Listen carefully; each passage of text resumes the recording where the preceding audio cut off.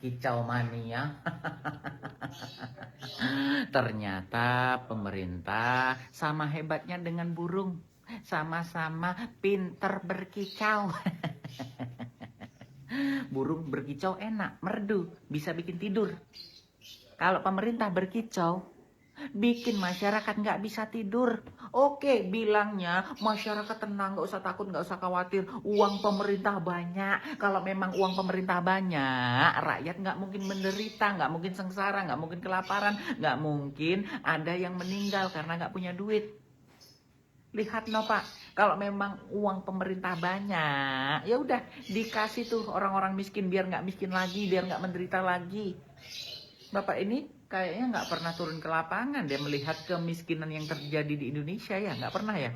Rakyat banyak utang, rakyat pinjol, rakyat harus jual ini itu buat kebutuhan hidup. Kalau memang duit pemerintah banyak ya udah sejahterain rakyatnya, sejahterain gitu loh. Nggak usah banyak kicau. Ya burung berkicau enak. Lah pemerintah berkicau enak. Pak Purbaya dipanggil sama Presiden ketika dolar tembus 17.400. Hasilnya Pak Purbaya disuruh bilang, uang negara banyak, jadi nggak usah takut. Katanya pimpinan buruh juga ditelepon sama istana setelah buruh bilang tidak saat hari buruh di Monas kemarin. Hasilnya pimpinan buruh diminta bilang, yang bilang tidak itu buruh yang masih lajang. Yang kita heran, kenapa Pak Dadan kepala BGN nggak dipanggil sama Pak Presiden ketika ribuan siswa keracunan?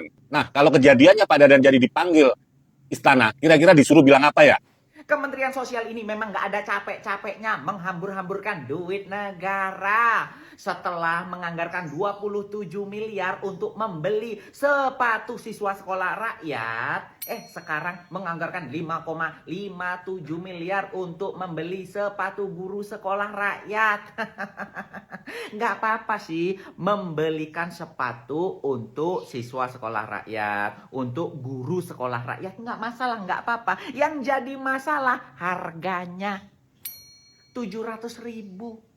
Itu sepatu apa? Sepatu kaca? Sepatu Cinderella? Hah? Atau sepatu jin? 700.000 loh. Itu sepatu kalangannya artis, kalangan orang kaya. Kalau untuk bantuan 200.000 itu udah bagus. Itu aslinya sepatunya memang di bawah 200.000 sih, cuman di markup. Gini banget ya, cari untung dari rakyatnya. Harus markup, harus korupsi. Aduh, padahal kemarin ada yang meninggal tuh siswa di Samarinda karena sepatunya kekecilan. Ya terserahlah mau korupsi berapa aja, terserah, ini kan negara kalian. Rakyat cuma numpang. Menteri Saimin mengatakan lulusan kampus sumbang 1 juta pengangguran terdidik tiap tahunnya.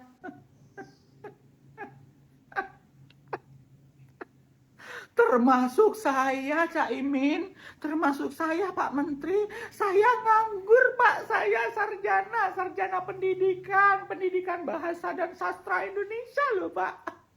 Sarjana guru saya ini, Pak, tapi nganggur, Pak. Saya nganggur karena ngalah dengan teman-teman saya. Kasihan teman-teman saya, nanti kalau saya masuk teman-teman saya nganggur gitu, Pak. Ada berapa juta pengangguran di Indonesia? Banyak, Pak.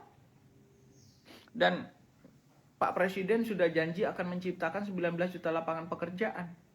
Tapi mana wujudnya? Ada sih terwujud 1 juta, itu pun di MBG. Habis ini 35.000 di manajer koperasi Desa Merah Putih ya. Terus untuk guru, untuk yang lain, lulusan-lulusan yang lain gimana Pak? Kesejahteraan guru juga gimana Pak? Ya, ginilah Indonesia. Ya, kita cuman mengeluh. Pemimpinnya, pemerintahnya cuman bisa statement, cuman bisa janji. Itu aja lah. Terus nggak apa-apa lah, ini namanya ya hidup ya. Hidup nggak selalu bahagia, menderita juga nggak apa-apa. Wakil Kepala Badan Gizi Nasional nilai influencer sengaja kritik MBG demi konten dan engagement. Pokoknya MBG harus salah. Betul banget Bu. Saya sebagai influencer mengkritik MBG demi konten, demi engagement, demi endorse. Biar saya followersnya semakin melejit, view-nya semakin meningkat.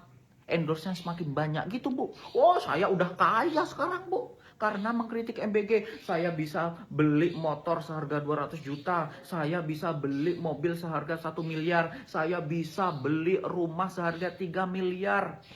Bisa jalan-jalan ke Malaysia, Singapura, Eropa, bisa umroh, bisa menaikkan haji orang tua. Gara-gara ngeritik MBG, Bu. Makanya MBG itu harus terus bermasalah, harus terus salah.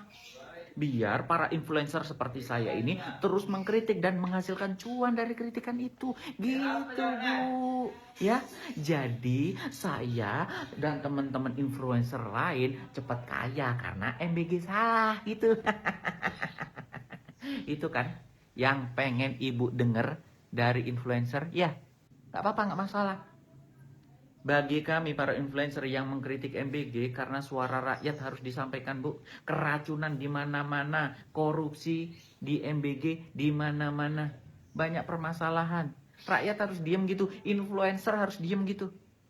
Influencer itu ingin bermanfaat bagi rakyat, Bu. Itu loh. Nggak dibayar kita, Bu. Kita hanya ingin bermanfaat bagi masyarakat, gitu aja. Dan MBG itu tempatnya bagi-bagi cuan, iya kan? Ratusan siswa di Anambas keracunan. Badan Gizi Nasional temukan boraks dan bakteri berbahaya di menu MBG. Udah gitu aja. Nggak ada yang dipenjara, digelandang, jadi tersangka. Nggak ada. Gitu aja ya.